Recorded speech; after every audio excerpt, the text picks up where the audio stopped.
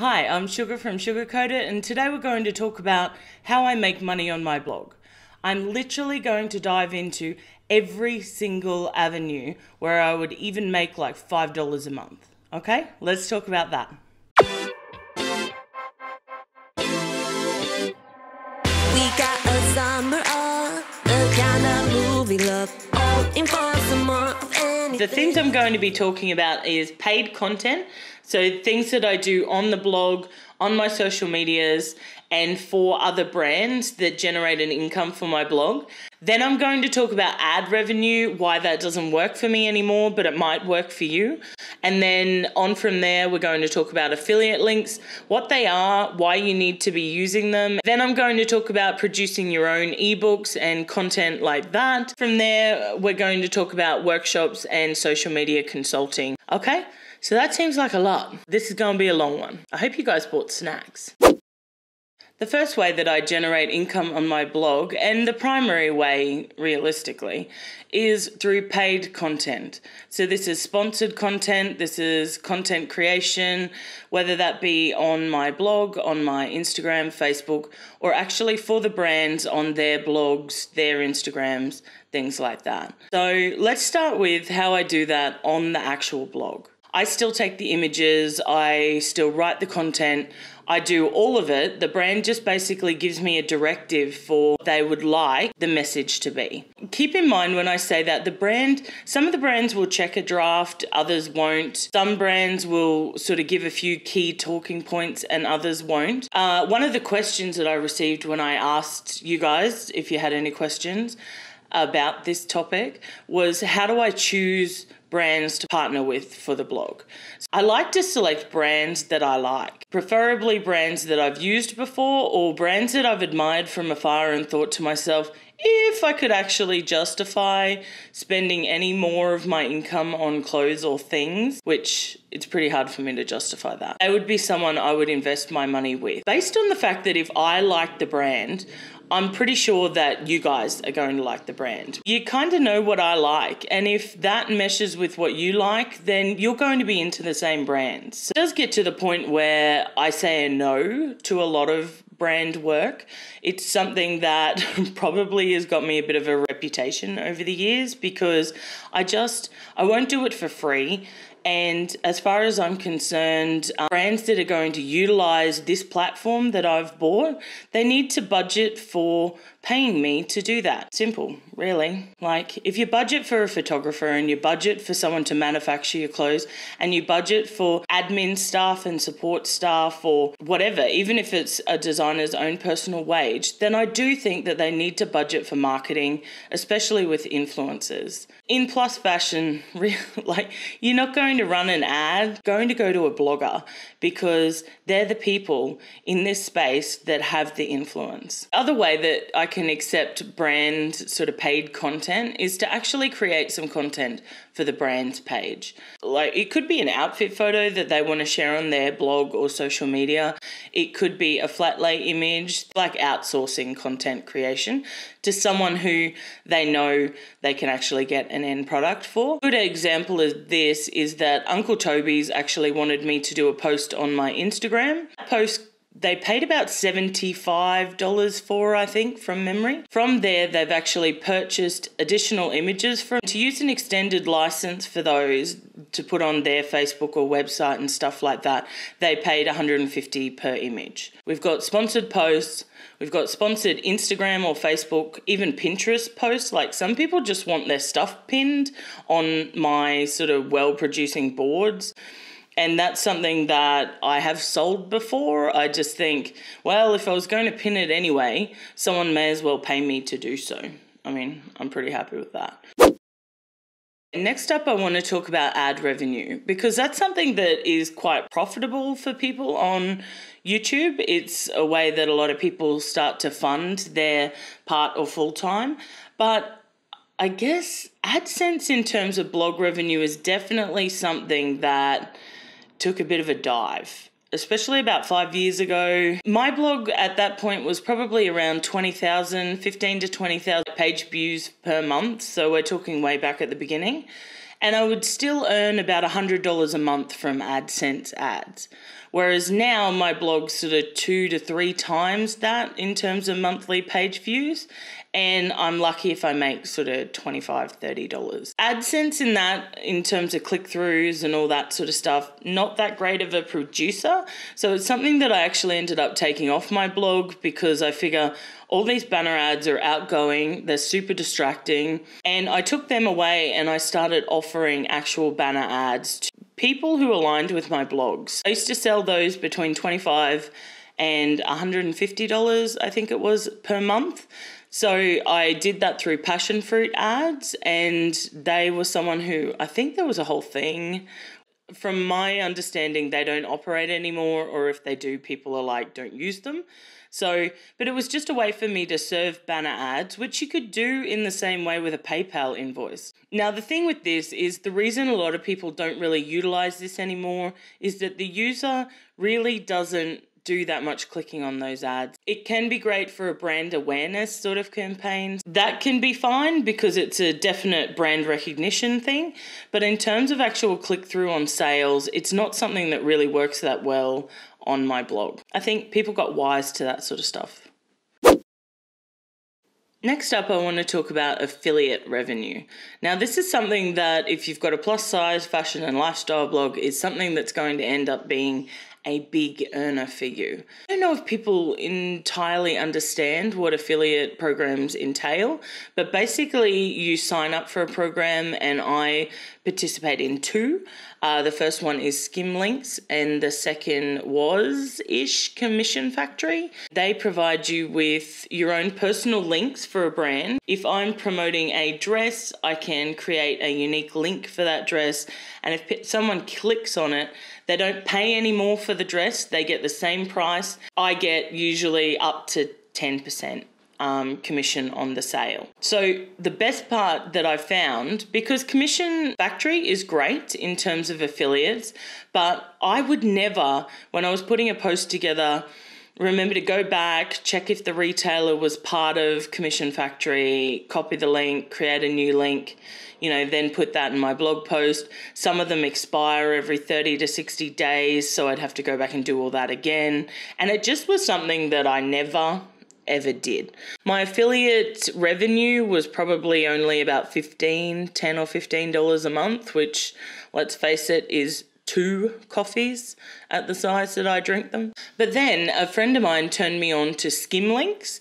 And so what happens is you can actually install a plugin into your website after you've been approved to join their community. Plug in into your WordPress site, which I assume it works for others, but into your WordPress site, and it converts any applicable company links into Suger Coat It affiliate links.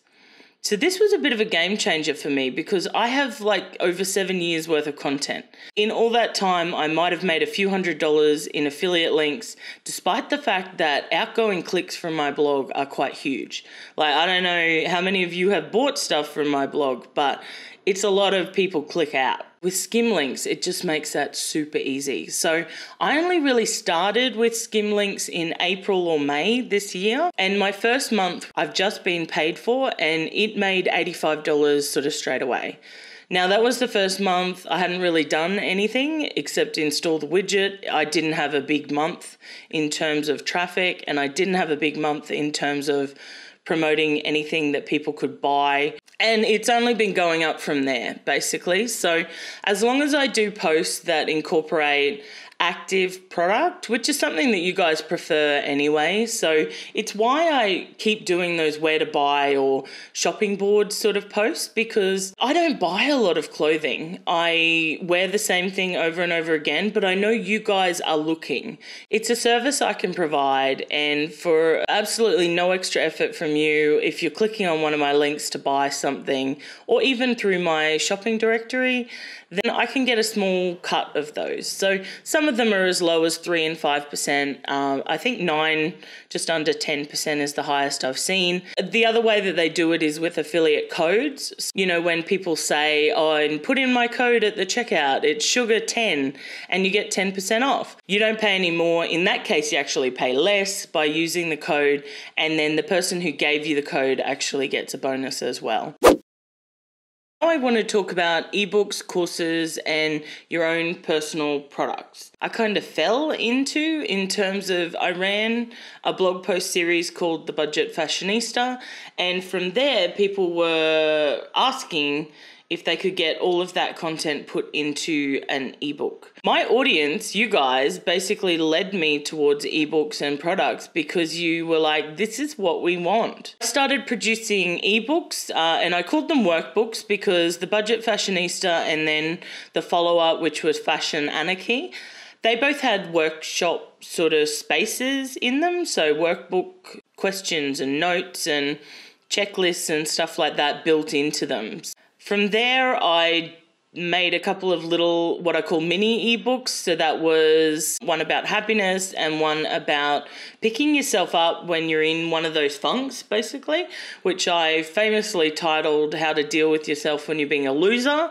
And people just like went off their tree because they were like, that's not very nice.